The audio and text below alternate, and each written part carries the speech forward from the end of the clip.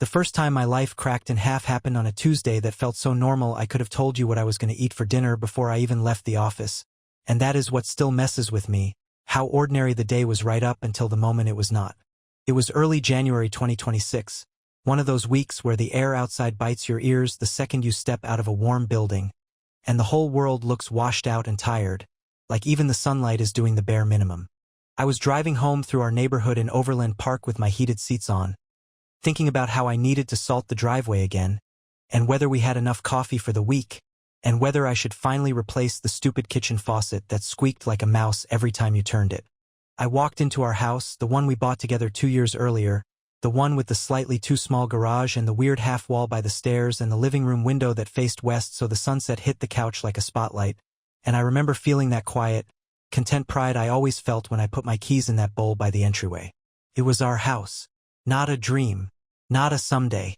A real place with a real mortgage and a real backyard that I mowed like it was my personal religion. I was still in my work clothes when I heard Emily in the kitchen, the soft clink of a spoon against a mug, and I called out, "Hey babe, you good?" And I expected the usual, some small complaint about her day or a silly story about her coworker or the dog next door that hated our fence. Instead she said, "Can you come in here for a second?" And the tone was wrong. Not angry, not sad. Wrong in a way that made my shoulders go tight, like my body knew something my brain had not caught up with yet. She was leaning on the counter in that way people do when they are trying to look casual while holding a grenade behind their back. Emily was the kind of woman who could make a grocery store run look cute. She had that energetic, bright, bring every room to life thing, and normally when I walked in she would be talking with her hands, moving around, laughing, complaining, living. That day she was still. She had her phone face down, and her engagement ring caught the kitchen light and threw it back like a tiny flash, and I remember hating the ring in that moment even though I was the one who picked it out. She took a breath and said, "I need to ask you for something," and I remember smiling like an idiot and saying, "Okay, what is it?" because I assumed it would be something like we need to postpone the wedding venue deposit or my mom is coming for a weekend or I want to add another line item to our budget spreadsheet. I was ready for normal problems. I was not ready for the kind of problem that changes how you see every single day behind you. She said, "I think I need a break." I laughed, one short sound, because it did not compute. A break. Like we were a couple of 20-year-olds arguing in a college apartment. Like we were not engaged and planning a wedding and arguing about table settings and whether your cousin needs a +1. Like we were not two adults with a house and a dog and shared insurance. I said, "A break from what?" And I could hear the edge in my voice, the way my own words sounded too sharp, like metal. Emily stared at the counter for a second, and then she said, "I have been talking to Ryan." That name came with a memory like a punch. Ryan was her ex. The one she described like a lesson she had learned the hard way. The one whose name came up occasionally in some story that ended with her rolling her eyes and saying, "Thank God I am past that." I had met him exactly once at a mutual friend's birthday party, and it was one of those meetings where you do not hate the guy, you just feel him measuring you like you are a product on a shelf, like he is trying to decide if you are worth taking seriously. He had a grin that never quite reached his eyes. He had a way of calling Emily M like he still owned the nickname. He made a little joke about how she always dated responsible guys now, and I remember Emily laughing too hard, like she was trying to prove it did not bother her. I said, "Why are you talking to him?" She lifted her shoulders in this helpless shrug and said he reached out around the holidays, and I thought it was harmless, and then it just sort of kept going. I stood there in my own kitchen and watched the life I thought I had built suddenly turn thin, like paper held up to a flame. I said okay, and I waited because my brain was begging for the part where she says I shut it down. I blocked him. I was stupid. I am sorry. Instead she said, "I need space to sort my feelings out." I felt my face get hot, and I remember gripping the back of a dining chair so hard my knuckles went pale. I said, "You need space to sort your feelings out," and she nodded like she had rehearsed that exact sentence in the mirror. Then she said the part that I still hear sometimes when the house is too quiet. She said, "I want a break so I can see if there is still something there with him." And for a second I thought I might actually throw up in my own sink. That is not a metaphor. I had that immediate, physical lurch, like my body was rejecting the words before my mind even finished understanding them. It was betrayal, sure, but it was also something almost worse, this casual way she said it, like she was ordering a different entree at a restaurant, like she was asking for an upgraded phone plan. Like I was an option. Like our life was a thing she could pause and unpause whenever she wanted. I said, "You want me to sit here while you go test drive your ex?" Emily's eyes flicked up to mine and she looked almost annoyed, like I was making it sound worse than it was. She said, "You are making it dramatic, it is not like that." And right then, in the middle of that kitchen, I realized there was a whole version of reality she was living in where this made sense, and I was not invited into it. I said, "If you walk out that door for him, there is no coming back." She swallowed. She did not say no. She did not say, "I will never do that." She did not say, "You are the one I choose." She said, "I just need time." That was the hook, the sudden event, the moment I stopped being a fiancé and became a guy standing in his own house feeling like a stranger in his own life, and I did not know it yet. But in the weeks that followed, I was going to become the kind of man who could end an engagement, sell a house, and disappear so completely people would start calling it ghosting like it was some trendy little thing, when really it was me trying to survive being treated like a placeholder. I wish I could tell you I handled it calmly, like some emotionally evolved adult who speaks softly and goes for a long run and journals his feelings. I did not. I handled it like a man who just realized the person he trusted most had been standing on the other side of the door for a while, holding the knob, deciding whether to leave. That first night I slept in the guest room, and it was not some noble choice. I just could not stand lying next to her. Every sound she made in the bedroom felt like an insult, like she was breathing too easily for someone who just lit our life on fire. I stared at the ceiling and replayed every moment from the last 6 months like it was footage from a security camera, looking for the point where she crossed the line. There were clues. Of course there were clues. The phone always face down. The little smile she would get when she read a message and tried to hide it. The way she started dressing up more for random errands. The way she stopped asking about my day, like my life had become background noise. The next morning she acted like we were having a normal disagreement, like we were negotiating. She made coffee. She asked if I wanted eggs. She kissed the top of my head like I was still hers. That kiss made me flinch, and she noticed, and her face tightened. It was like she was offended by my pain. She said, "I am not cheating, I just need clarity." I said, "Clarity is for when you are choosing between 2 job offers, not 2 men." She snapped back with, "You are being controlling." That word, controlling, landed like she had tossed a brick at my chest. It was the first time she tried to flip it, like my refusal to be plan B was some kind of abusive trait. And that was the start of the escalation, because it stopped being a simple breakup conversation and became a full-blown war over who was the villain. The enemies showed up fast. Her best friend Tara called me that afternoon. Tara had been at our engagement party and cried during our speeches like we were a movie. Tara also had a talent for acting like she understood everyone while actually bulldozing them with her opinions. She said, "Emily is hurting and you need to give her space."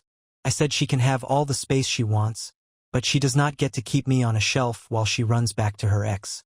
Tara sighed, the dramatic kind, and said, "You are looking at this in such a black and white way." I said, "Because it is black and white. Either you are engaged or you are not. Either you choose me or you do not." Then Tara said this thing that still makes my skin crawl. She said, "Emily is just trying to be sure before she marries you. Do you really want her to marry you with doubts?" It was so slick the way she tried to package Emily's betrayal as a responsible choice. Like I should thank her for wanting to test out the other option before committing to me. Like I was a used car she wanted to take to another mechanic for a second opinion.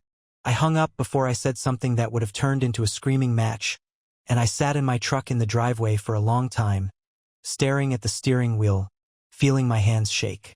The next obstacle was money, because real life is rude like that. We had shared accounts. We had automatic payments. We had wedding deposits. We had a mortgage. Every single thing in that house had some shared connection, and now the emotional betrayal started tangling with paperwork and logistics like barbed wire. Emily wanted the break to be undefined. She wanted me to keep paying bills as usual, keep acting like we were still a unit, keep our wedding plans sort of on hold, keep our friends in a holding pattern. She wanted comfort without commitment. She wanted the safety of me while she chased the thrill of him. She said, "I will stay with my sister for a couple weeks." I said, "No. If you are the one asking for a break so you can go see your ex, then you are the one who leaves this house." She stared at me like I had slapped her. She said, "This is my house too. I said, yeah, it is, and that is the problem because I do not know how to exist under the same roof with someone who is auditioning replacements. That night she packed a suitcase with this angry, performative energy, like she was doing me a favor by leaving, and when she walked out she paused by the door like she expected me to beg. I did not. I stood there with my arms crossed and my jaw clenched and watched her go. The first climactic moment of this act hit 2 days later, when I got a notification from our shared bank account and my stomach dropped. There was a transfer out. Not a huge one that would have triggered fraud alerts, but enough to make my throat go dry. I opened the account and saw that Emily had sent money to someone named R.W. Ryan's initials. It was not an accident. It was not unclear. It was a choice, and it was the moment betrayal became something you could see in numbers. I sat at my desk at work, staring at that transfer, and I realized she was not just asking for emotional space. She was already investing in him again, literally. When I texted her about it, she replied fast, like she had been waiting. She said he needed help, it was just a loan. I was being petty. I said, you took money from our account to give to the guy you want a break for. She said, it is not like that, you are spiraling. Spiraling. Another word to make me the problem. That night I drove home and walked through the house and saw it differently. Like every piece of furniture had a question mark attached to it. The couch we picked together. The dining table we argued about because she wanted white and I wanted wood.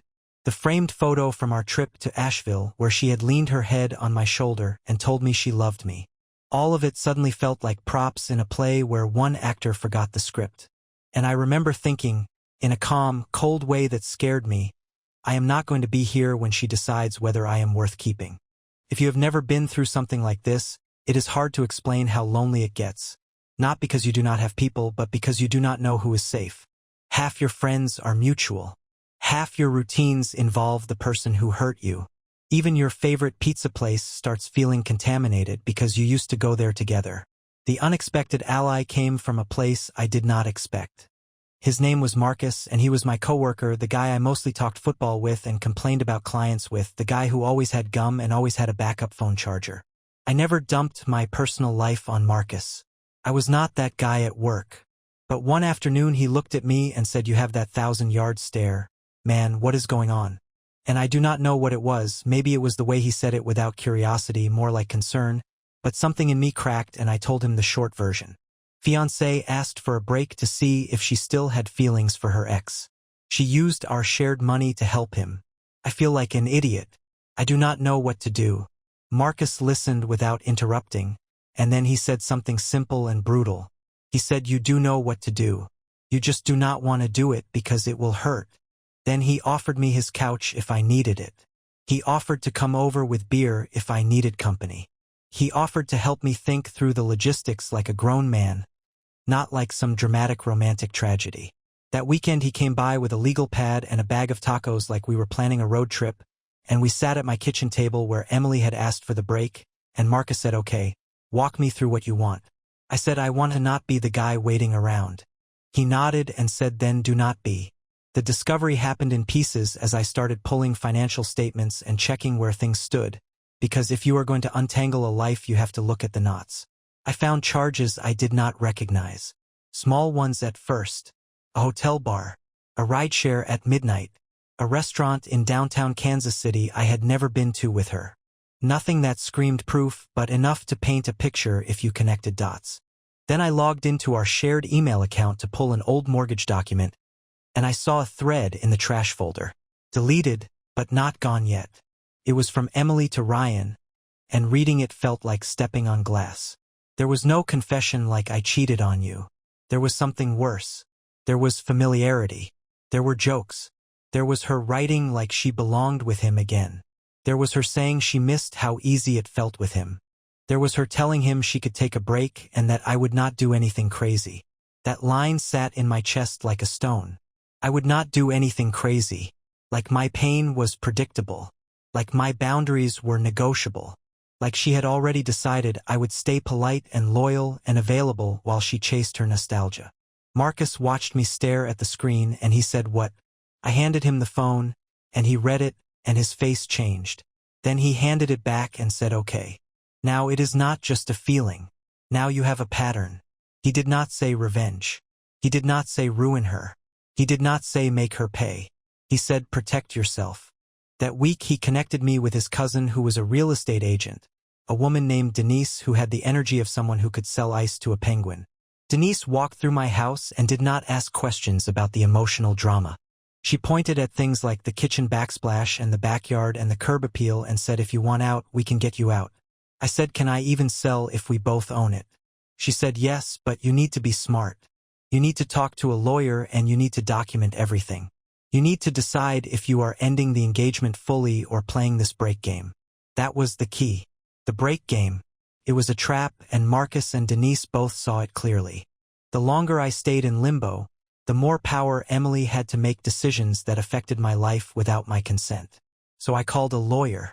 Not the dramatic courtroom kind, just a practical family law guy who sounded like he had seen every possible version of humans disappointing each other. He told me what I could do and what I should not do. He told me to stop putting money into the shared account. He told me to move my paycheck to an account in my name only. He told me to save screenshots. He told me to communicate in writing. That advice felt like armor. The climactic moment of Act 3 came when Emily showed up at the house unexpectedly. 3 days after she had left, acting like she was coming home from a weekend trip. She walked in without knocking because she still had a key, and she smelled like a different shampoo, something sharper, and she dropped her bag by the stairs like she owned the place. She said, I just wanted to talk. I said, you cannot just walk in here. She rolled her eyes and said, I live here. I said, not right now, you do not. She stared at me, and for the first time she looked nervous. She said, are you seriously going to kick me out of my own house? I said, you asked for a break so you can see your ex. You used our money to help him. You do not get to come back here and pretend this is a pause button. Her voice rose. She said, you are punishing me. I said, no. I am choosing myself. She laughed, that bitter little laugh, and said, you are being dramatic, Ryan, and I just needed to clear the air. I said, then why did you send him money? She froze just for a second, and I saw it. The crack. The moment she realized I knew more than she thought. I said, I saw the emails too. Her face changed from offended to angry, like she had been caught and decided to attack. She said, you snooped. I said, we share an account. We share an email. You share your heart with your ex. She stepped closer and said, you are going to regret this. And that was the moment I knew I was not dealing with a woman who made a mistake and felt remorse. I was dealing with someone who believed she could do whatever she wanted as long as she stayed in control of the narrative. I looked at her and said, you are right. I am going to regret the time I wasted. But I am not going to regret leaving. The climax of this whole thing was not one dramatic screaming fight, even though there were a couple of those. It was the slow, deliberate choice I made to stop being available, to stop being reasonable, to stop being the nice guy who makes it easy for someone else to betray him. I ended it on a Thursday night. Emily had texted me that she wanted to come by and talk and that she had been thinking a lot. I had been sitting on the living room floor with paperwork spread around like a weird adult craft project. And I felt this calm settle over me that I had not felt since before she asked for the break. I called her instead of texting, because I wanted her to hear my voice and understand I was not negotiating. She answered with, hey. I said, we are done. Silence. She said, what? I said, the engagement is over. There is no break. There is no maybe. We are done. She started crying immediately, but it felt like strategy, like the tears were a tool she had used before. She said, please do not do this. I am confused. I just needed time. I said, you do not get time at my expense. She said, Ryan does not even matter. It is not like that. I said, he mattered enough for you to ask me to step aside. He mattered enough for you to send him our money. He mattered enough for you to gamble our future. Her voice sharpened. She said, you are acting like I cheated. I said, if you want to argue about technical definitions, you can do that with someone else. I am telling you what it did to me. Then she said the line that finally killed whatever soft part of me had been trying to protect her feelings. She said, you are throwing away everything we built over one mistake. I said, no. You threw it away when you decided I was optional. After I hung up, I felt this weird emptiness, like I had been running on adrenaline for weeks and suddenly the fuel stopped. I sat in the dark living room and listened to the house creak, and I realized the hardest part was not breaking up with her. The hardest part was accepting that the person I loved did not exist anymore, or maybe never existed the way I believed she did. Then the real storm hit because once I ended it, Emily stopped pretending to be gentle. She came at me like an enemy, not a partner. She told our friends I was unstable. She told her mom I was cruel. She told people I was kicking her out. She started showing up at the house with Tara like it was a hostage negotiation, standing in my driveway and texting me that she deserved half of everything and that I was being abusive by refusing to let her come and go as she pleased. Denise listed the house. We priced it aggressively. I wanted it sold fast, not because I was desperate for money, but because I was desperate for separation. The house had become a battlefield, and I did not want to win it. I wanted to leave it. The week the house went on the market, Emily tried to sabotage it. She showed up during a scheduled showing, walked into the living room while strangers were touring, and started crying loudly, talking about how she could not believe I was doing this, how this was her home, how she imagined raising kids here. The potential buyers left. Denise called me furious, and I could hear it in her voice that she had seen some messy divorces and this was still ridiculous. That was when my lawyer sent a formal notice that Emily could not enter the property without written agreement during the sale process. She hated that. She called me and left a voicemail, her voice shaking with rage, saying, "I cannot believe you are doing legal stuff to me, like I am some criminal." In my head, I thought, you are not a criminal. You are just someone who thinks consequences are for other people. The biggest challenge came when Emily tried to play the guilt card one last time. She showed up alone. No Tara. No tears. Just this quiet, almost tender version of herself that reminded me of the woman I fell in love with. She stood on the porch and said, "Can we just talk like adults?" I said, "Talk." She looked down and said, "Ryan and I met up, okay. I did it, I needed to know, and it was a mistake and I realized I love you and I want to fix this." If I had heard that confession 2 months earlier, it would have destroyed me. In that moment, it did something else. Clarified everything. Because she was not confessing out of guilt. She was confessing because she wanted to come back now that she had tried the other door and it did not open the way she wanted. She wanted the safety of me again. She wanted my steady, my house, my stability. She wanted to do the experiment and return to the lab. I said no. She blinked like she had not prepared for that answer. She said, "What do you mean no?" I said, "I mean no. You wanted a break for him. You got it. You got your answer. Now you live with it." She started crying then, real crying, and she said, "I do not have anywhere to go." I said, "You had somewhere to go when you left." She said, "You are being heartless." I said, "You taught me how." That was the climactic moment of Act 4, because everything in me wanted to comfort her out of habit, out of old love, out of that instinct to fix things, and I did not. I stood there and let her cry and let her feel the weight of what she had done, and then I closed the door. The house sold in 13 days.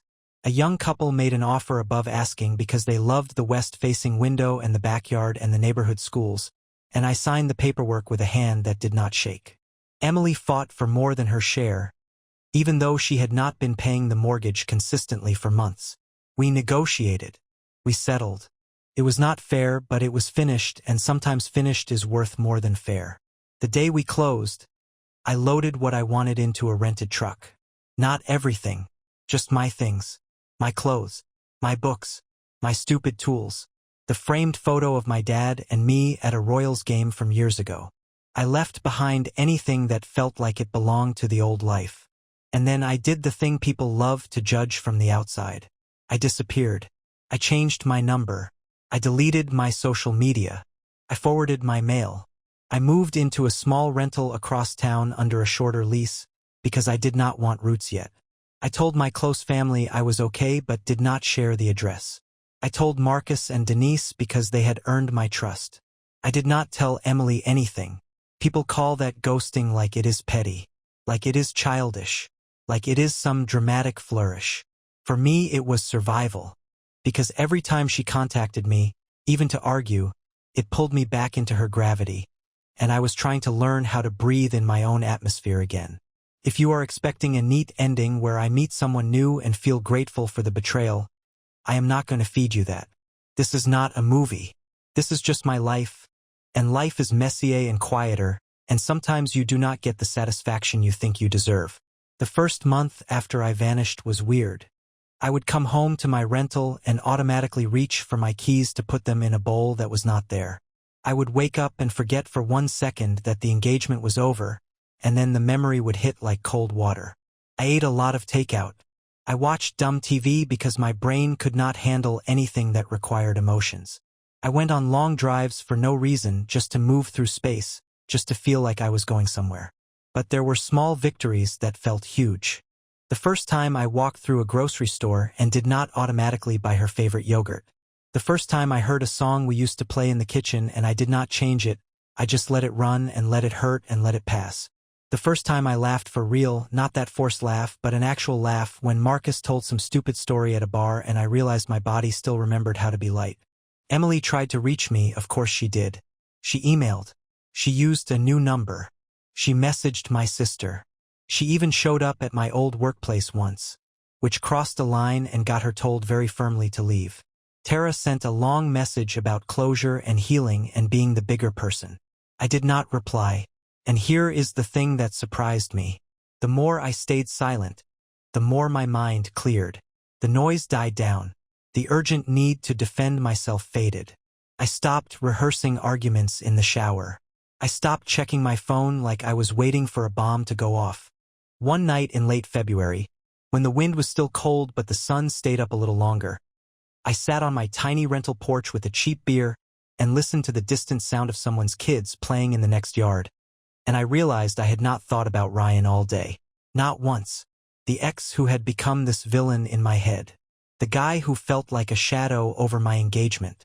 He was gone from my mind for a whole day, and that felt like freedom. But the ending is not clean because there is a moral dilemma that still hangs there like a question. Sometimes I wonder if ghosting was the right thing, or if it was just me choosing control after I lost it. Sometimes I wonder if I should have said one last thing to Emily, not to comfort her, but to speak my truth calmly, like a final chapter. Sometimes I wonder if disappearing made me harder instead of healthier.